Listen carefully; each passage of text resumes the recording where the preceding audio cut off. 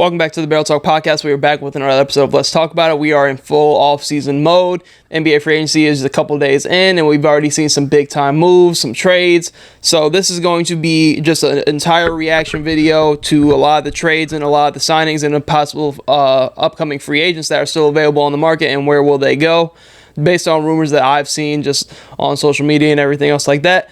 But we can kind of get into a lot of the signings that have happened. We can go into starting out kind of the thing that kicked everything off. We've already discussed the Alex Caruso and Josh Giddey trade on another episode, but we can get into starting this episode around the Mikal Bridges trade. So this happened basically at the start of free agency. Looking at this, 5 first-round picks in total to the New York Knicks for Bogdanovic, and including those picks. I'm going to say, I've already heard a lot of takes on this. I've kind of been able to wrap my mind around the situation. This is a move that the Knicks had to do. They had to add something else, even with OG Anunoby. That was a top priority, bringing him back. But I don't really think 5 first-round picks is a lot. And my mindset is, this Knicks team is going to be good. This Knicks team is going to be very good for the next foreseeable future. All the guys on their roster that they consider a part of their core are all young guys. They're wrapped up for the next couple of years. So looking at what they have done, and they've did a really good job in this year's draft of adding some talent in Tyler Kolek and Kevin McCullough already with Pacome Dadiet. So they have a strong rotation of guys, and Tom Thibodeau, being the head coach, doesn't really play a lot of their young talent. So looking at this, they have a deep team. So them giving up 5 first-round picks for Mikal Bridges, who is somebody that can make them even more of a title contender than they already were, I don't think it's a lot to give up for a guy like Mikal Bridges. People will look at it, it's not a Kevin Durant level player. Mikal Bridges fits this team perfectly. With how Tom Thibodeau wants to play and how they constructed this roster, obviously we know about the whole Villanova connection as well, but looking at the fit on this roster, they have 2 elite, top of the game, two-way level wings that can defend at a high elite level, and OG Anunoby and Mikal Bridges. And what team do they have to go through to try to get to the NBA Finals potentially? The Boston Celtics, who has 2 of the top wings in the game right now in Jaylen Brown and Jason Tatum. So looking at that, this team is constructing and building their roster to compete with the Boston Celtics team. So them giving up 5 first-round picks for Mikal Bridges and doing it and not even giving up any of their draft capital in this year's draft, huge W. Huge W. When I look at this fit with Mikal Bridges and what they already have there, I'm not thinking about the draft capital. And I know New York fans shouldn't be either. This is the best team New York has constructed, and I don't even want to say how long. I wasn't even alive when a better team was on the Knicks. So looking at this, I just think the first round picks, I'm not thinking about if I'm New York. Cool, whatever, get rid of them. Some of them weren't even yours to begin with. So looking at that, perfectly fine with this trade. I love this trade. And if you're the Brooklyn Nets, you finally enter the rebuild. You can still flip Bogdanovic at the deadline for more draft capital. You still have Cam Johnson, Dorian Finney-Smith to move. So looking at that, I think I'm not care. I personally don't think the first round picks matter if I'm the New York Knicks. I don't think it was a lot of first round draft capital for a team that's trying to win a title. When you're a team that's trying to win a title, and with how the CBA has made things so hard on teams to really build out their rosters, I don't value the draft capital when the Knicks are going to be good for the next 5 to 6 years potentially. So I'm perfectly fine with them giving up all the draft capital they needed to go get the guy that they wanted, that they thought was the best fit for this team. They got somebody that fits their timeline and age for their window, rather than somebody like a Paul George, or I've heard rumors of Kevin Durant. They got somebody who fits their timeline, who's on a very good, cheap contract compared to what he's giving you on the basketball court. This is a no-brainer if you're the Knicks. A no-brainer. I would even have given up another first-round pick if they would have asked. So looking at that, I'm perfectly fine with all the draft capital they gave up, because they're in a perfect position now to where they have a lot of young talent that is on contract for the next couple of years to really take a swing and have a large window at winning a title. So I'm perfectly fine with that. I've kind of already addressed the Deni Avdija trade in the draft recap video, but we can kind of get into more. So that was more so the only really big time move that we've seen, other than the Klay Thompson sign and trade. That really wasn't a crazy move. That was more so of just him just basically signing with them. So looking at that, we can get into a lot of the signings that we've seen. So Obviously, OG Anunoby gets brought back on a 5-year, $212 million deal, something that the Knicks needed to do. I feel like if you went and traded for Mikal Bridges and then lost OG Anunoby in free agency, that kind of just like canceled out what you just did in adding Mikal Bridges. Getting both of them, though, like I just talked about, makes the Knicks a huge title contender, especially out east. I feel like they're the second best team, even with the moves that Philly just did out east. Nick Claxton, 4-year, $100 million contract with Brooklyn. I thought he was going to end up leaving Brooklyn, but stays in Brooklyn on a 4-year, $100 million contract. They have him and Cam Thomas to build around going into this rebuild. I think it's going to be interesting to see what they do. Malik Monk, brought back 4 years, $77 million. There's a lot of speculation that Malik Monk was going to for sure leave, but this kind of brings me to the mindset of like not every NBA player is out there just chasing the bag. Not saying Malik Monk wasn't a good NBA player before he got to the Sacramento Kings, but he really carved out a role with the Sacramento Kings. And I feel like him and De'Aaron Fox being that backcourt from college all the way to now, basically, Mike Brown, he knows how to better utilize Malik Monk to his fullest potential, and being that sixth man, basically getting starting caliber minutes, basically that backcourt with him, De'Aaron Fox, and what they're building over there, getting somebody Malik Monk's caliber on that good of a contract is a huge successful win for the Sacramento Kings. I love that deal for Malik Monk. I'm glad he stayed, because for what he gives you, like, he could have probably taken like a bag from Detroit, but for what he gives you on the Sacramento Kings for a team that's still looking to contend in the playoffs, great value in Malik Monk's contract right here. Emmanuel Quickley signs a 5-year, $175 million deal with Toronto. Also, now they have Scotty Barnes, who also signed that massive extension as well. Biggest contract in franchise history for them. Shout out to Scotty Barnes. So Emmanuel Quickley, Scotty Barnes, RJ Barrett for the future. Love that kind of big three that they're building with all the talent around them that they could end up getting. Still can move Bruce Brown. They added Jacoby Walter in the draft. So like they're entering the rebuild, but I feel like this rebuild could kind of turn the corner quickly rather than most people think. I feel like they have a lot of talent on the roster that is good enough now to where like they could be possibly competing for a playing spot next year with Scotty Barnes fully healthy coming off the injury. So looking at that, great from Toronto Raptors. They entered the rebuild. They blew it up maybe a little bit late, but I feel like nonetheless they blew it up, and now they kind of have a young big three to kind of build around for the future. Now going into the Suns, Royce O'Neal, 4-year, $44 million contract. I'm fine with it. Kind of an older player. 4 years seems like a lot, but he's somebody that fits what they do. Kind of just a floor spacing wing that can defend. Not too mad about it.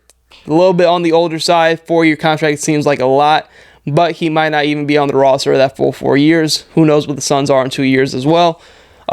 They also bring Bol back, Patrick Williams, somebody who I was very interested to see what the Chicago Bulls did with. They drafted Moses Buzelis, and they bring him back on a 5-year, $90 million contract, which not mad at. I feel like for a wing that still has a lot of potential to be kind of like a do-it-all 3-level scoring wing that can defend, I think 5 years, 90 is a very steal of a contract for what he can provide for you. Just thinking about like if you're a contending team, depending on what Patrick Williams does in this kind of new look Chicago Bulls team, 5 years, 90 is a bargain for a wing that has the really good potential to kind of be that kind of 3-and-D caliber wing for you, especially for like contending teams, possibly if Chicago wants to go on the route of like a couple years down the line, he's a trade asset on a very good contract for a contending team to kind of take a swing on. He can be somebody that is on a good enough contract to where you're not hindered by it being on your books during a rebuild, but is also can be valuable in a possible trade down the line in the future. I kind of really like that deal for the Chicago Bulls and Patrick Williams. DeAndre Jordan returns to Denver Nuggets. Obi Toppin, 4-year, $60 million contract with the Indiana Pacers. Very good value deal for what he gave them during that playoff run and all season long. He fits what they want to do perfectly. And I'm glad to see somebody like him who kind of lost in the shuffle in New York kind of really find his way and stick to the league and the Indiana Pacers. Alex Len comes back to Sacramento Kings to be that backup big on a 1-year contract. Max Christie gets extended on a 4-year, $32 million contract. Hopefully he gets more playing time on the Lakers. James Harden goes back to the Clippers on a 2-year, $70 million contract. New look Clippers team next year. I feel like they've done a lot of good things this offseason in terms of just good fitting acquisitions, even though they lost Paul George. Kevin Love goes back to the Heat on a 2-year, $8 million contract. That's cool. I just think Kevin Love's kind of at the end of his career at this point, where he's just kind of being a vet guy in that locker room. Luke Cornett, 1-year deal with Boston. Andre Drummond, 2-year deal with the Philadelphia 76ers. Love this contract for Philly, especially I feel like they get an upgrade over Paul Reed in terms of just a Andre Drummond who's just going to be a monster on the glass. He can still do that at this point in his career, and with the injury history of Joel Embiid, I trust Andre Drummond more than like a Paul Reed to kind of be my center if he were to start and Joel Embiid was hurt, to kind of be able to hold the fort down in that front court. I feel like Andre Drummond can fit perfectly on this team and what they want to do. Kevin Porter Jr. to the LA Clippers. No, he's had the off the court stuff, but if we're just talking on the court stuff, we'll see what he does. A year out of the league. Hopefully he's learned from his off the court stuff. Clippers going to be an interesting fit. He's still super young. See what they can do there. KCP. This is a big one. One of the bigger ones so far in free agency. 3 years, $66 million with a player option on the last year of that deal. Perfect fitting piece for the Orlando Magic. He's going to provide them spacing and defense. He's going to be... So I'm interested to see where they go, because at this point, free agency, they haven't really addressed the point guard need. Markelle Fultz is still a free agent.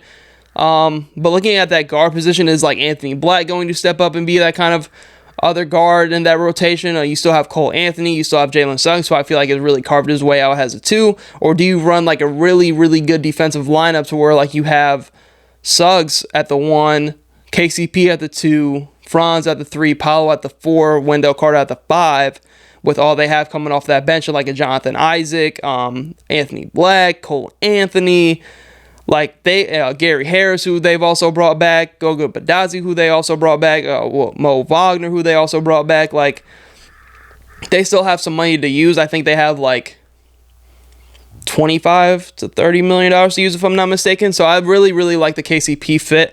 I think this is a great, if you're going to overpay for anybody in this free agency class, I'm glad you're overpaying for KCP, who is somebody who obviously deserves it, is a winner, is a champion at this point. So 3 years, $66 million for probably the best fitting piece outside of like a Paul George or a superstar caliber player that you can get.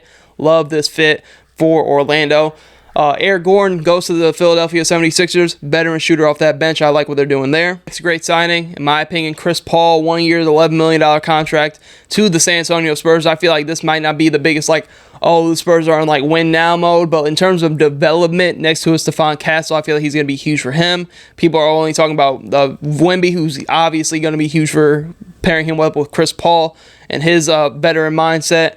But pairing him next to Stephon Castle, who you hope to be the franchise point guard for the future, to pair next to a Victor Wembanyama, Chris Paul is the perfect guy to have to kind of add to some development. I mean, you see he's improved every single team where he's gone. I think there was like a graphic on ESPN of like all the different winning percentages of Chris Paul when he was the year before, when he wasn't there, compared to the year that he got there. Like, you can always think of the OKC year where they were a young team and they really didn't have any business being in the playoffs, and he kind of helped the development of that team, kind of putting them into a next step in a gear to where they are now.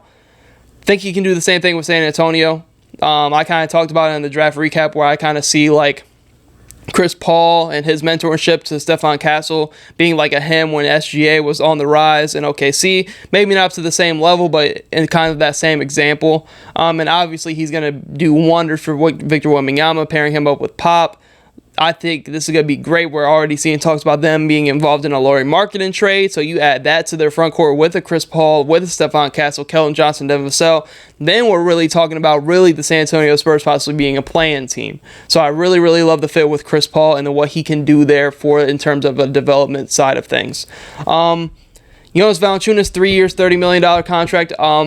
If you're the Washington Wizards, you want to add some more depth to that front court position as well. You obviously have Alexander Sarr now, but Jonas Valanciunas can be a dirty work big that can provide you some spacing. I heard a lot of talk about him going to the Lakers. That didn't end up happening. Jonas Valanciunas, interesting fit with a rebuilding team in Washington that's kind of really still just starting their rebuild. Interested to see if he's not traded at some point during this contract, because he is on the older side. Mason Plumlee, 1 year, $3.3 million contract with Phoenix. They're adding some more front court depth. I like the pickup here with what they already have, him and Nurkic. Feel like I can kind of give them a nice little 1-2 punch at that front court spot, because they're definitely missing some of that. I feel like Drew Eubanks, I feel like Mason Plumlee is just an upgrade over that. Najee Marshall, This is one of the phenomenal things that the Dallas Mavericks have done, just upgrading their roster in general. Naji Marshall, perfect wing that can play next to Luka and Kyrie, can defend, hit shots. He's just perfect fit in a 3 years, a $27 million contract. I feel like that's really good value. Derrick Jones Jr. is kind of the person out the door at the expense of getting somebody like Naji Marshall. 3 years, $30 million with the Clippers, having a career year with the Dallas Mavericks, really reviving and rejuvenating that career. So looking at this, I feel like he can still find a really good role with the Clippers defensively for sure, next to a Kawhi Leonard and what they already got going on over there, especially what they have done this offseason. But Derrick Jones Jr., 3 years, $30 million. Great to see him get paid. This is an interesting one. Not in terms of why, because I know why. But Kelly Oubre, 2 years, $16 million. This is a bargain of a deal for the Philadelphia 76ers for what he provides you. The spacing, the defense, the athleticism, and he does have a player option on the end of that contract, so we'll see if he opts out to go get paid, because I feel like he's definitely warranted to give him another good season like he just did this past year, betting on himself. He could end himself into a nice payday at the end of this contract, and I really like the fit with him and OKC, and not OKC, 76ers. Now you're kind of like pairing him like I kind of talked about with the Knicks. They are pairing these, like getting two wing guys that can really defend and score the basketball, kind of molding themselves to kind of compete with the Boston Celtics team, with now a Kelly Oubre and a Paul George kind of be that wing duo for you. Next one, Paul George, 4 year, $211 million max contract. Love this for Philadelphia 76ers. This is the team that kind of matches this window up with Joel Embiid for the next couple of seasons. But if I'm Paul George, this is a great situation. Now you're like the third option on this team compared to the Clippers, where half the time you're the first option depending on what Kawhi Leonard's health. But he's the perfect guy that can kind of be your one on some nights for the Philadelphia 76ers, next to a Tyrese Maxey, Joel Embiid, Kelly Oubre, Jared McCain, Eric Gordon, Andre Drummond. So all the stuff that they got going on over there in Philly, Paul George is a perfect capped off piece to that, and I think this makes them a step up in the Eastern Conference. When I've seen a lot of teams kind of take a step back in the Eastern Conference, like a Milwaukee team who was really consistent, like top three when you talk about Eastern Conference teams. They made a great move with the money that they did have, and there's still moves to make. And I can still feel like they're going to be able to fill out the roster. Rumors report that they're having interest in Dorian Finney-Smith. So looking at that, you add Dorian Finney-Smith to this roster, which is rumored in a trade. Now you have a really solid wing rotation outside of a Joel Embiid, Tyrese Maxey. You know how that two-man game works. Now you have some really good depth pieces to fit around this team. And I think Paul George, Joel Embiid, and Tyrese Maxey, they are, in my opinion, with what they've done so far, I still feel like New York may have an edge over them. But I feel like this is a great win-now pivot piece to really compete and try to win a title, because they have a tall mountain to climb in the Boston Celtics, but Paul George is the perfect wing that they're going to need to compete with the Boston Celtics. Great move by Philadelphia, and it just made sense. As soon as he opted out, it just made sense for him to go to Philly. I know Orlando had some rumblings as well, but he doesn't really fit their timeline, and they would have to give him a max extension, which is something I don't think Orlando wanted to do. Perfect fit right here in Philadelphia. Also talking about Philadelphia again, Tyrese Maxey on a 5-year, $203 million contract with Philadelphia. Knew that was going to happen. OKC, another big-time winner in free agency so far, brings back Isaiah Joe and Aaron Wiggins, two great depth pieces on really good contracts for themselves. I feel like those two guys, just making them a part of what you're doing long-term, great, because they feel what they want to do. Jalen Smith goes to the Chicago Bulls on a 3-year, $27 million deal, adds them some more front court depth that can play and space the floor at that 4 or the 5 spot. Another big one, Isaiah Hartenstein, 3 years, $87 million contract to the Oklahoma City Thunder. Something that they needed to do. They had the money to do it. Didn't end up getting Nick Claxton, which I saw was rumored a lot. Isaiah Hartenstein is a perfect fit for what they want to do. Him next to Chet. They added Caruso defensively. This team is going to be insane. And Isaiah Hartenstein is somebody who can close out possessions for them. When you look at this OKC team that kind of struggles to close out possessions in terms of just grabbing rebounds, Isaiah Hartenstein is just going to be able to clean up the glass and rim protect, and he's going to be able to score when needed, especially with how many options they have offensively in that pick and roll. I feel like he can really carve out like a nice little like 12 and 10 a night kind of role. So looking at that, perfect fitting piece. Might have been a little bit of an overpay for somebody like Isaiah Hartenstein, but he's still young. He fits your timeline. You had the money to spend. You might as well go out and get the best option at that current point in time to fill that void at that center position. Detroit, another one that was kind of predictable a little bit. Tobias Harris, 2 years, $52 million contract. Like this move for Detroit. You just add somebody that can just score and do a little bit of everything for you next to Cade Cunningham. Somebody where the Detroit Pistons are just kind of lacking NBA level talent. I feel like in some cases, I feel like they just have so many project players over there. They added him. I know they traded for Tim Hardaway Jr. So looking at this, like the move, it's not some long-term contract over $100 million. It's 2 years, $52 million from Detroit. Whatever, right? I'm perfectly fine with them getting Tobias Harris to just be better. Just be better, Detroit. So I'm perfectly fine with this contract and what they have going on over here. Next, Drew Eubanks goes to the Utah Jazz on a 2-year, $10 million deal. Luka Garza goes back to Minnesota on the deal. DeLon Wright, 1 year, $3 million contract with Milwaukee. With what he can provide them defensively, I feel like it's something that they desperately need. In the draft, I really wanted them to go point guard because I feel like they had no shot creation off that bench. DeLon Wright gives them a little bit of both way on two ways of the basketball for sure. And Milwaukee backing up Damian Lillard. Nicholas Batum goes back to the LA Clippers, 2 year, $9.6 million contract. They bring him back after the trade for Harden, so they bring him back. DeAnthony Melton, 1 year, $12 million contract with the Golden State Warriors. Really, really like this fit because I feel like Golden State Warriors have been really quiet. They've just been rumored to be in a lot of different trades and stuff that hasn't worked out for them. Really, really like the fit of DeAnthony Melton. He had the back injury last season, so if he's healthy, you really like what he can give you.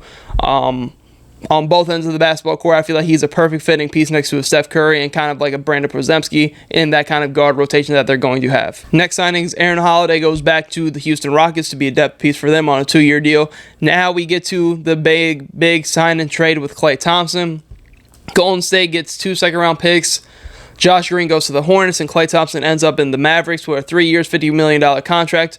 A lot of talks about LA and teams giving him a bigger 4-year contract. I heard it was like 4 years, $80 million.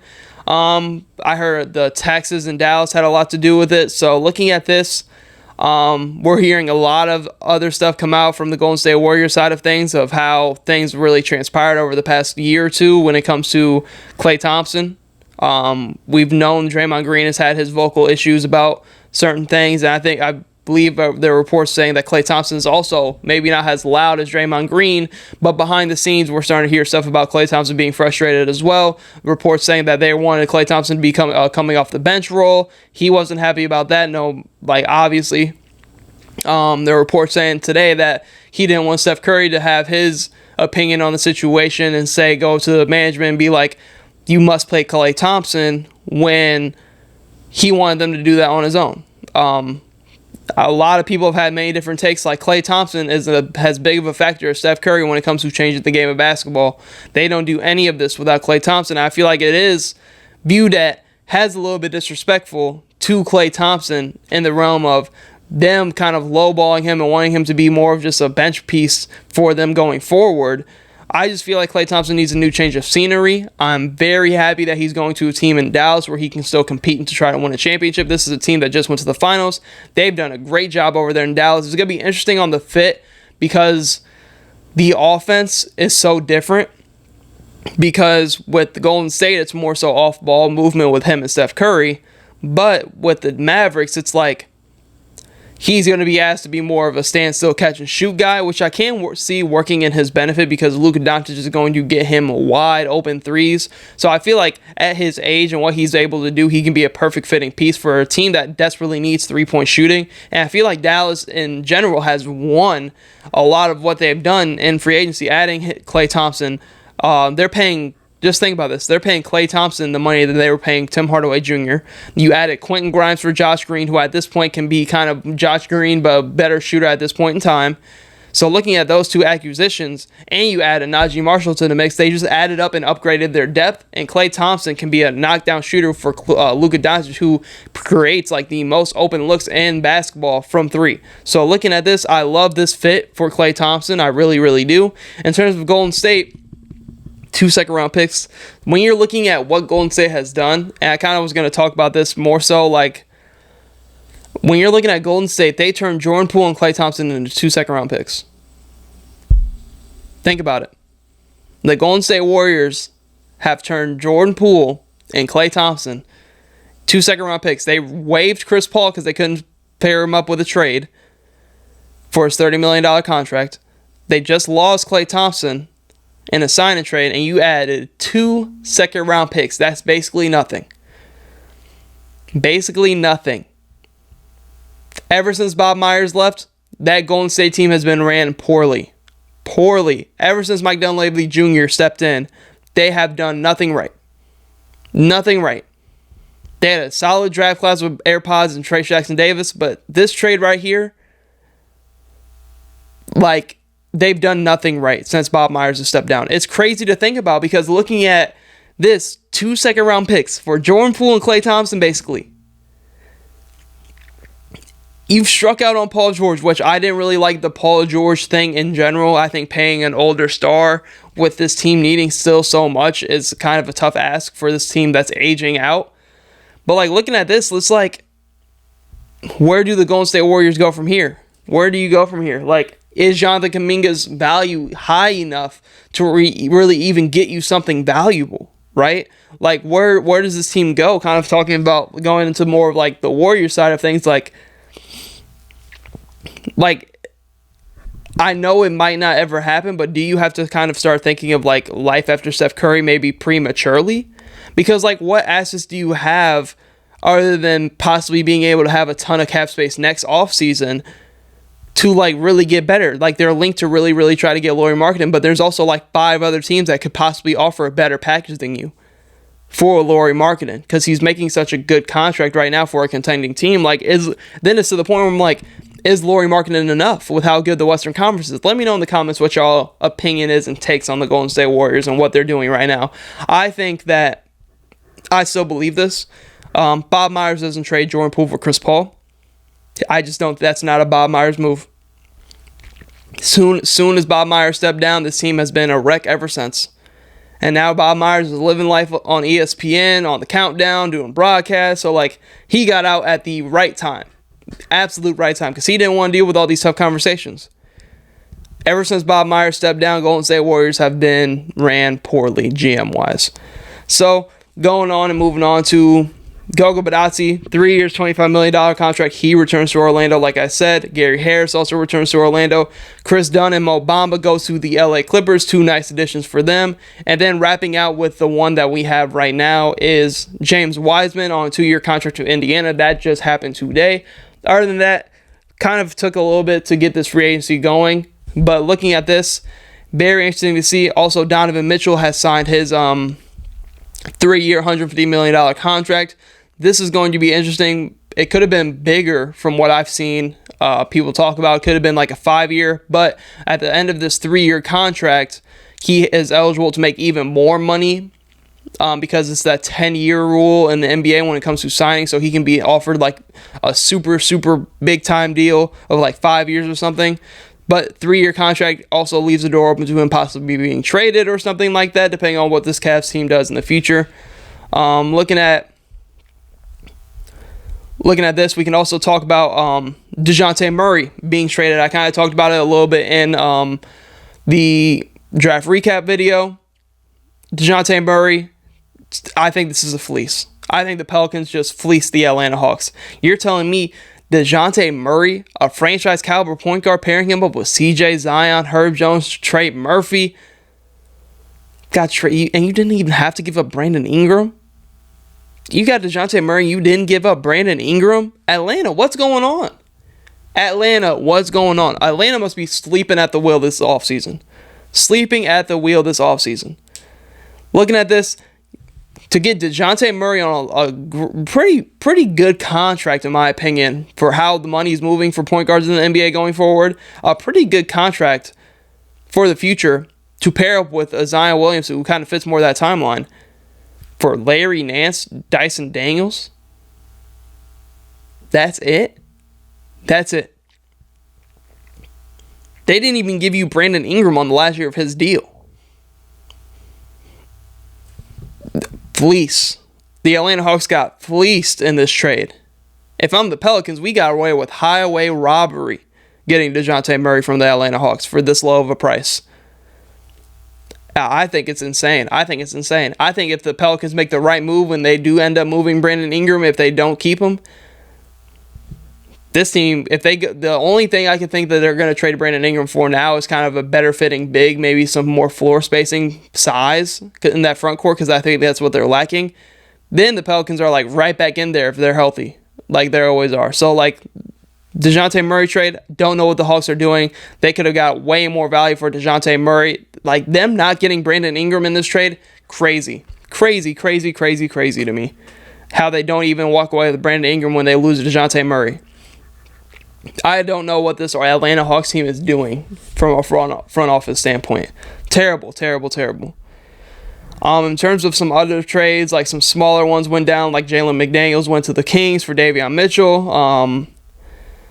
Like I said, Quentin Grimes was in that Tim Hardaway Jr. trade. He's on Dallas now. They kind of upgrade their depth. So not really too many trades have happened so far. I feel like we're still in the works for a lot of big-time trades to happen.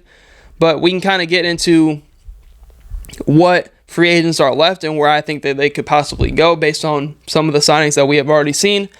Obviously, LeBron James is still out there. We've rumored him to be having a pay cut to kind of take less money to add some of the guys that he had wanted. All those guys have signed elsewhere, like Klay Thompson, Jonas Valanciunas, and James Harden.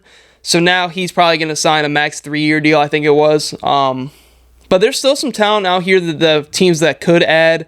Kyle Lowry, I've seen him be linked to the Phoenix Suns. That would be a great add for them because they're in desperate need of a point guard, a veteran point guard at that.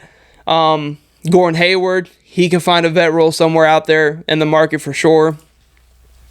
DeMar DeRozan, apparently it's reported that DeMar DeRozan is looking at a 1-year contract, more of like a bet on himself kind of deal, because a lot of teams can have more money off season. So looking at that, if he could be on a 1-year deal and teams know that, like there's possibly a lot more teams that are interested in DeMar DeRozan, that could open up his kind of market and value right now. He's kind of the biggest free agent name because I don't see LeBron James leaving. That could be moving off of the Chicago Bulls. Buddy Hield, an interesting one, coming off kind of a down back half of the year. He's still a free agent. I think he could fit anywhere that needs shooting. I would like to see, I want to say Orlando, but they just brought back Gary Harris. So maybe a team that could use some more shooting. Maybe Detroit tries to take a shot at like a 1-year deal just to add some more shooting next to Cade Cunningham and what they got going on over there. I think that could be beneficial. Evan Fournier is a free agent. He can kind of fit wherever. Gary Trent Jr., still super young. Don't know what team is going to offer him the mid-level. Possibly a 1-year bet on himself kind of deal. I think Buddy Hield and Gary Trent Jr. could be great fits with like the Warriors, who could use obviously some influx in shooting after losing Klay Thompson. Those two guys can kind of fit what they do right away. Two guys that can move out the ball and be just shooters for them. I think those two guys could be great fits there in Golden State. Markelle Fultz, he's an interesting one. Who's going to take a shot on him with how free agency has kind of fell? I don't really know where he fits and goes. I feel like he could also be one of those guys that's kind of on like a 1-year prove-it kind of deal. Malik Beasley, somebody who I thought would have been easily picked up by now, coming off of a career year from 3. He's somebody who I feel like can add some more shooting and depth to a team. And it's going to be interesting if Milwaukee can bring him back on like a smaller contract. That would be a steal for them considering the year that he just had.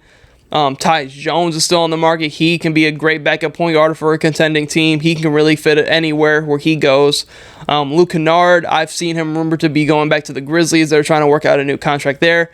He can give them some spacing that they desperately need. I really like Tyus Jones and Luke Kennard going back to the Memphis Grizzlies. I really like that fit for both of them. This is a Memphis Grizzlies team that could use some depth. And Obviously, they already trust Tyus Jones. Luke Kennard is a great shooter for them that can kind of fit in many different positions for them as well.